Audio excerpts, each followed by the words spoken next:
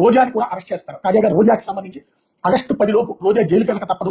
డేట్ల పరంగా చూసుకున్నప్పుడు 22వ తారీఖు వచ్చింది. అంటే 8 రోజులు, వచ్చే నెల 10 అంటే 18 రోజుల లోపు రోజాని రోజా ఇప్పుడు ఈ పేరు మళ్లీ హాట్ టాపిక్ అయింది. జగన్ కేబినెట్ లో ఫైర్ బ్రాండ్ మినిస్టర్ గా కనిపించిన రోజా ఇప్పుడు అరెస్ట్ అవుతుందన్న వార్తలు గట్టిగానే వినిపిస్తున్నాయి. ముఖ్యంగా జర్నలిస్ట్ సాయి చేసిన కామెంట్స్ వల్ల ఈ వార్త మరింత వేగంగా పాకింది.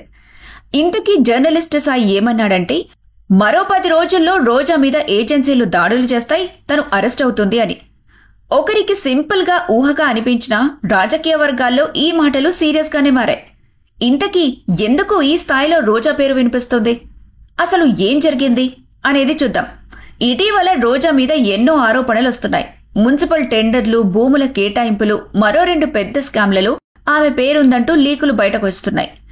ఇదంతా ఈ కేసులో చాలా స్లోగానే నడిచినా ఇప్పుడు ఏజెన్సీలు స్పీడ్ పెంచినట్టు కనిపిస్తుంది. ముఖ్యంగా ఒక పెద్ద నేత ఇంట్లో ఐటీ రైడ్లు జరిగినప్పుడు దొరికిన పేపర్స్ లో రోజా పేరు లింక్ అయిందన్న టాక్ కనిపిస్తుంది. దీనివల్లే అరెస్ట్ రిస్క్ పెరిగిందని అంటున్నారు. మరి ఇదంతా జగన్ పార్టీపై ఎలా ప్రభావం చూపుతుందనుకుంటున్నారు? నిజానికి రోజా అరెస్ట్ అవ్వడం అనేది పార్టీ డౌన్ఫాల్ కు పెద్ద రీజన్ కాదనిపిస్తుంది. ఎందుకంటే అరెస్ట్ అంటే ఆమె ఒక్కరికే లాస్, పార్టీకి ఏం పెద్ద తేడా ఉండదు.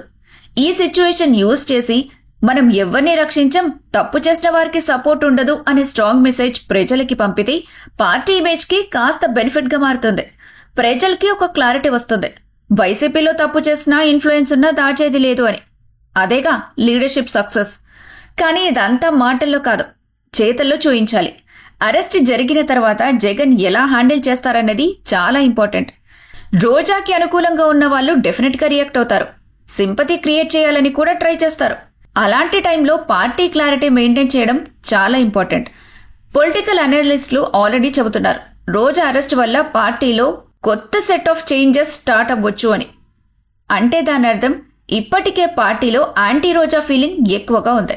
సో ఆ యాంగిల్లో చూస్తే లీడర్స్ కి మెసేజ్ క్లియర్ గా వెళ్తుంది, తప్పు జరగడానికి ఇది సరైన ప్లేస్ కాదు అని.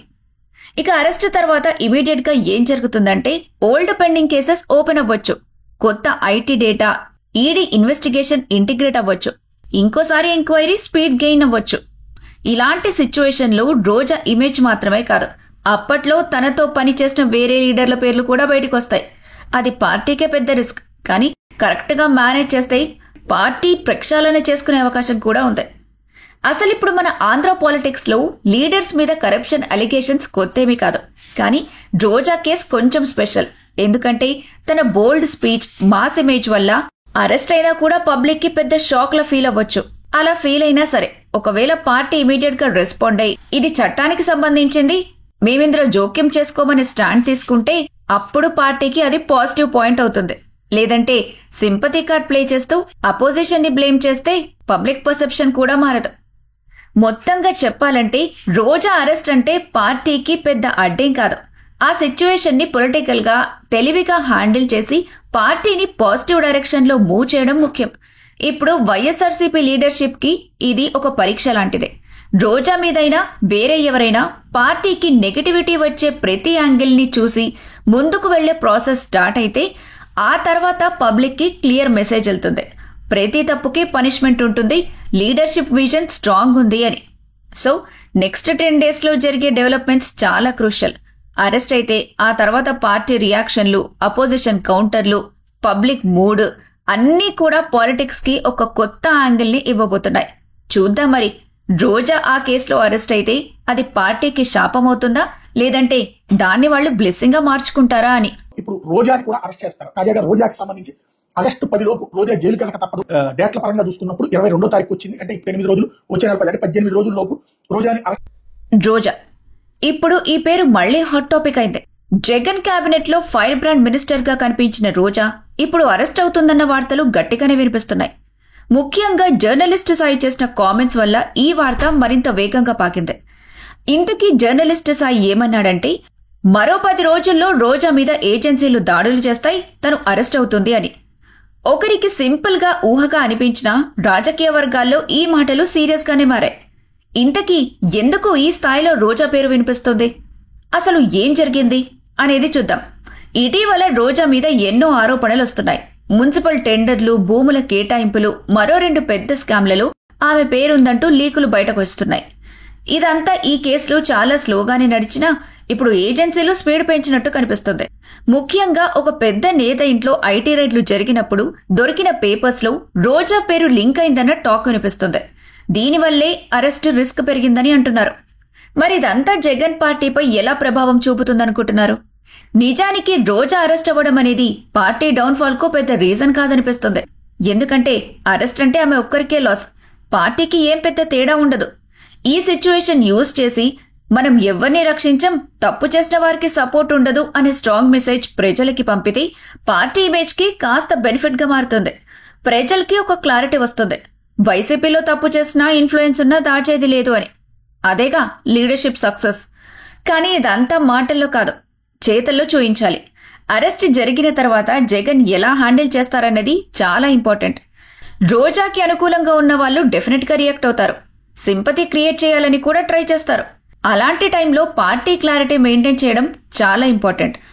పొలిటికల్ అనలిస్టులు ఆల్రెడీ చెబుతున్నారు, రోజా అరెస్ట్ వల్ల పార్టీలో కొత్త సెట్ ఆఫ్ చేంజెస్ స్టార్ట్ అవ్వచ్చు అని. అంటే దాని అర్థం ఇప్పటికే పార్టీలో యాంటీ రోజా ఫీలింగ్ ఎక్కువగా ఉంది.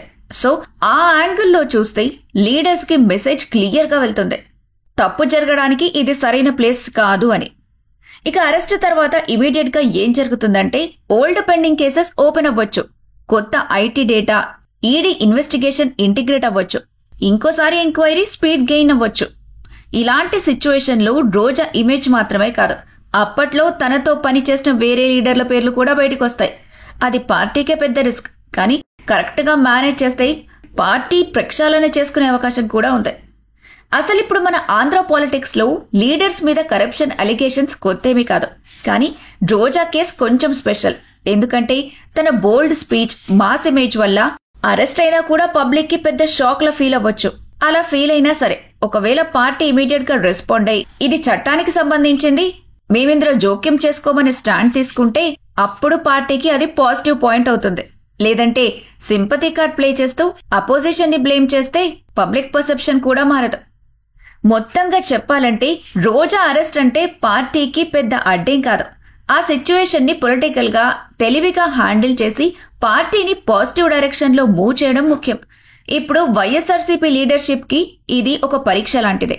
రోజా మీదైనా వేరే ఎవరైనా పార్టీకి నెగటివిటీ వచ్చే ప్రతి యాంగిల్ ని చూసి ముందుకు వెళ్లే ప్రాసెస్ స్టార్ట్ అయితే ఆ తర్వాత పబ్లిక్ కి క్లియర్ మెసేజ్ వెళ్తుంది, ప్రతి తప్పుకి పనిష్మెంట్ ఉంటుంది, లీడర్షిప్ విజన్ స్ట్రాంగ్ ఉంది అని. సో నెక్స్ట్ 10 days లో జరిగే డెవలప్మెంట్స్ చాలా క్రూషియల్. అరెస్ట్ అయితే ఆ తర్వాత పార్టీ రియాక్షన్లు, అపోజిషన్ కౌంటర్లు, పబ్లిక్ మూడ్ అన్నీ కూడా పాలిటిక్స్ కి ఒక కొత్త యాంగిల్ ని ఇవ్వబోతున్నాయి. చూద్దాం మరి రోజా ఆ కేసులో అరెస్ట్ అయితే అది పార్టీకి శాపమవుతుందా, లేదంటే దాన్ని వాళ్ళు బ్లెస్సింగ్ గా మార్చుకుంటారా అని.